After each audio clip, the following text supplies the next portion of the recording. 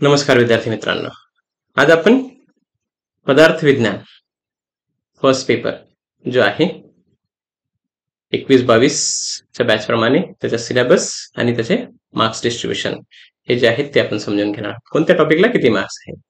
त्यामध्ये आयुर्वेद निरूपण मध्ये काही पॉइंट्स येतात आणि पदार्थ आणि दर्शन निरूपण हे जे 2 पॉइंट्स आहेत, ह्या 2 पॉइंट्सला तुम्हाला 25 मार्क्स मिळणार आहेत. 25 मार्क्स हे 25 मार्क्स ह्या 2 पॉइंट्स मध्ये मिळणार आहेत. ठीक आहे. त्याच्यानंतर पुढचे जे आहे द्रव्य विज्ञानियम हा जो पार्ट आहे, द्रव्य, गुण आणि कर्म हे 3 पार्ट. द्रव्यमध्ये सगळे येतात. हा, द्रव्यमध्ये पंचमहाभूत येतात. काल, दिशा, आत्मा, पुरुष, मन हे सगळे जे आहेत सगळ्या त्या ठिकाणी. अजून एक खाली पॉइंट्स आहेत ते त्या ठिकाणी येतात. 48 मार्क्स त्या ठिकाणी द्रव्य, गुण आणि कर्म हे 3 पॉइंट साठी आहेत. द्रव्य, गुण, कर्म. त्याच्यामध्ये तमस प्रॅक्टिकल ऍप्लिकेशन त्याच्यात ते पॉइंट्स येतात.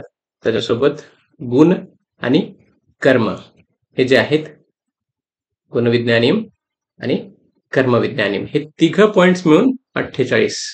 काय द्रव्य, गुण आणि कर्म हे 3ही जे आहेत, म्हणजे हे 3 अत्यंत महत्वाचे आहेत असं समजा. म्हणजे जवळजवळ 48% वेटेज 100 पैकी 48 मार्क्स जे आहेत ते ह्या 3 पॉइंट्स वर येणार आहेत. 3 पॉइंट्स मिळून 48 मार्क्सचे क्वेश्चन्स तुम्हाला विचारले जाणार आहेत. त्याच्यामुळे याला जास्त त्या ठिकाणी भर देणं अपेक्षित असेल. त्याच्यानंतर मग सामान्य, विशेष, समवाय आणि अभाव हे जे 4 पॉइंट्स आहेत याच्यावर 27 मार्क्सचे क्वेश्चन. बघा, सामान्य, विशेष, समवाय आणि पुढे अभाव हे जे आहेत हे 4 पॉइंट्स मिळून 27 मार्क्स.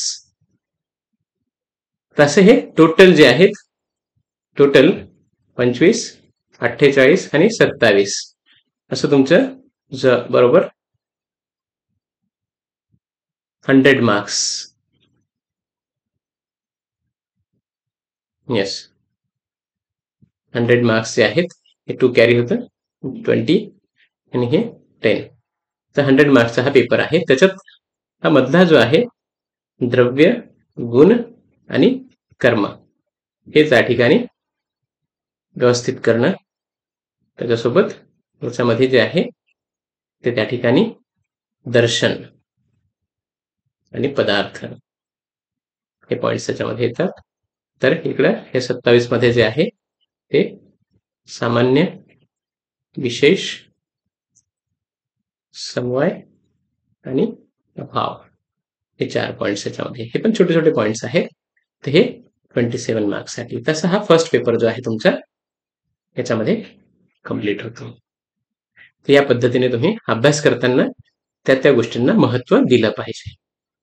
धन्यवाद.